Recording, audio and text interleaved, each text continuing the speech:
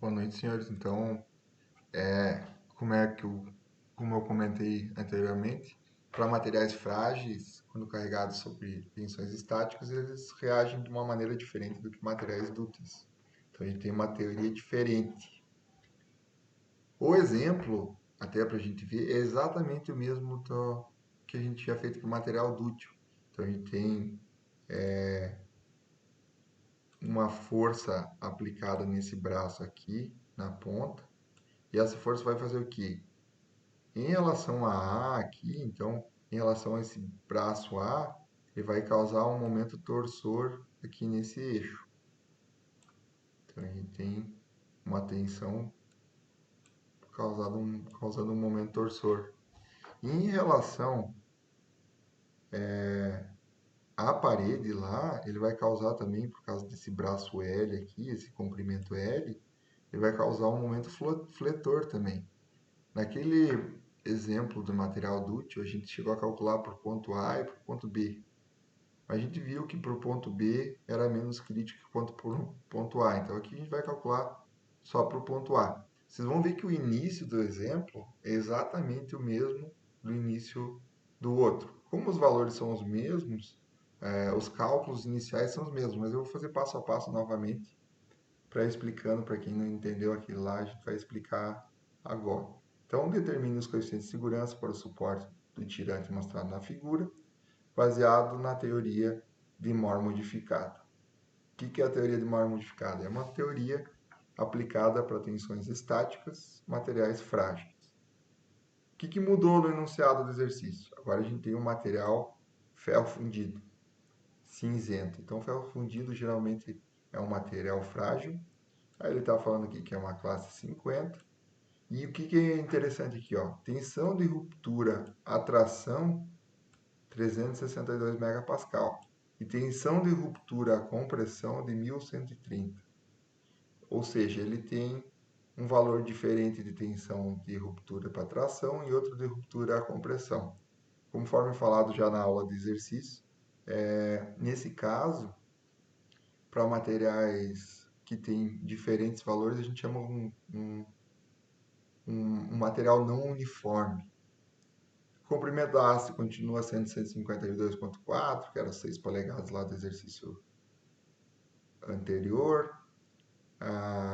O comprimento A do braço 203,2 milímetros. Diâmetro externo da haste 38,1. A força 4.450. Então, fora o material que mudou, o resto do carregamento e as forças continuam sendo a mesma do exercício anterior. Hipótese: o carregamento é estático e o conjunto está a temperatura ambiente. Por quê? A gente mudar a temperatura, a gente muda o carregamento no material. Considera-se isolamento devido à força cortante, assim como outras tensões. Vamos lá. Então, de novo, os mesmos passos de sempre. Que tensão vai estar atuando? A gente vai ter flexão e a gente vai ter torção. Vamos calcular separadamente, como a gente sempre fez. Flexão. Como é que calcula a flexão? Momento fletor sobre Z. Como é que calcula o momento fletor? É força vezes a distância. A força que a gente tinha lá era 4.450 newtons. Essa distância L aqui era 152,4. Então, 4.450 vezes 152,4, só voltando lá, lembrando que a L é 152,4 e a força 4.450, vai dar 678 mil newtons vezes milímetros. Aí o Z, a gente sempre vai pegar naquela tabela que está lá no disco virtual. Então, qual que é a forma do eixo aqui? É um eixo cilíndrico. Então, o Z do eixo cilíndrico vai ser πd ao cubo sobre 32 ou d ao cubo sobre 10. Então, essa questão do momento fletor a gente já tinha calculado, era 678 mil. E o Z vai ser πd ao cubo sobre 32.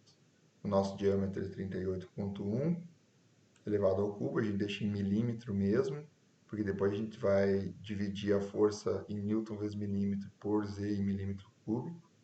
para dar em megapascal. Então, isso aqui vai dar 5.429,69.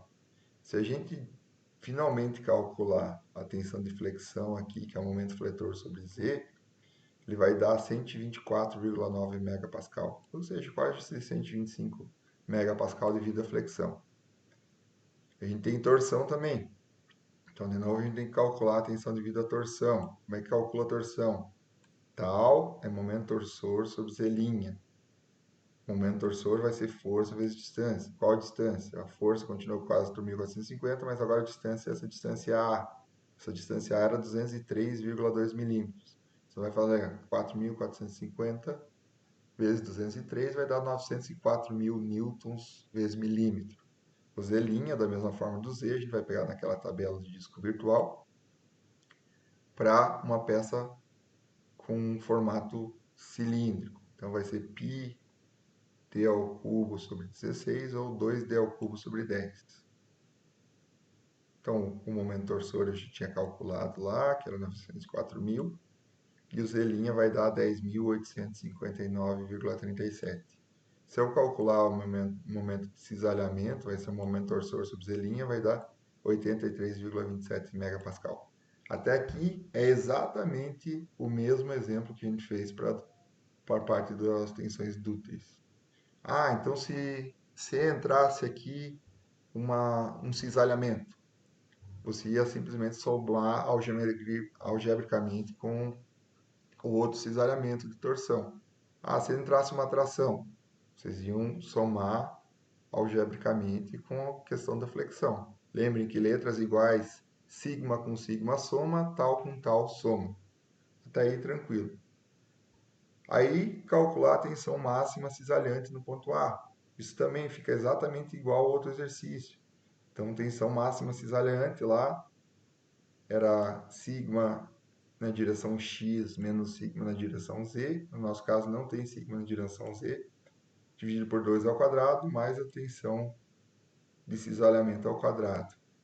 Isso vai dar 124,9 mega, que foi o que a gente achou de flexão lá, menos 0, dividido por 2, mais 83,27 ao quadrado. Isso vai dar uma tensão máxima de 104,1 megapascal.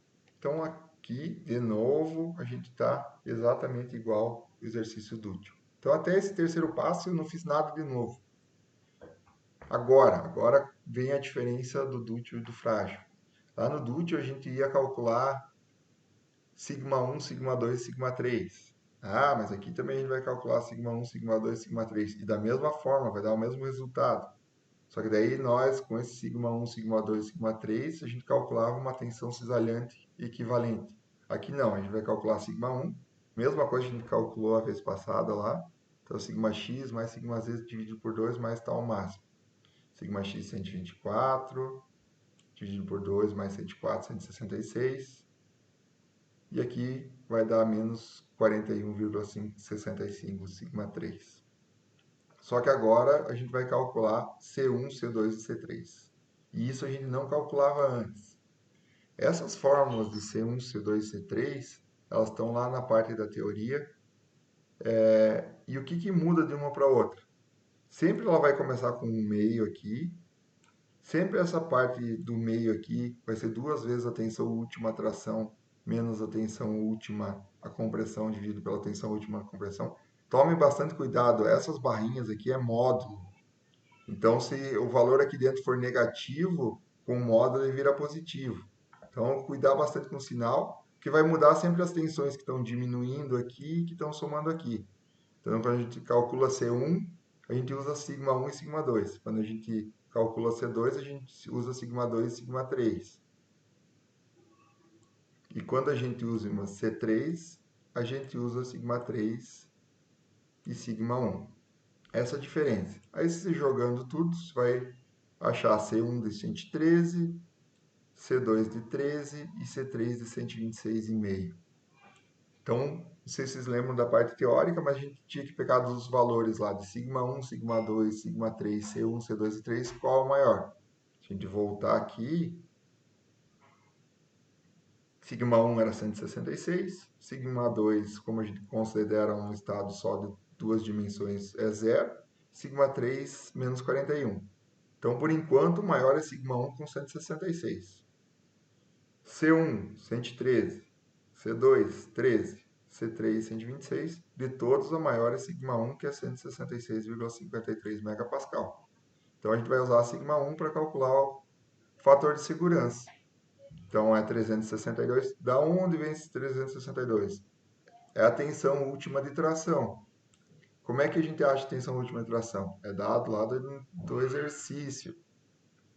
Então, se a gente pegar o exercício lá no enunciado, nos dados do ferro fundido cinzento, a gente fala que a tensão de ruptura à tração é 362 megapascal. Então, vem de lá dividido por 166,53.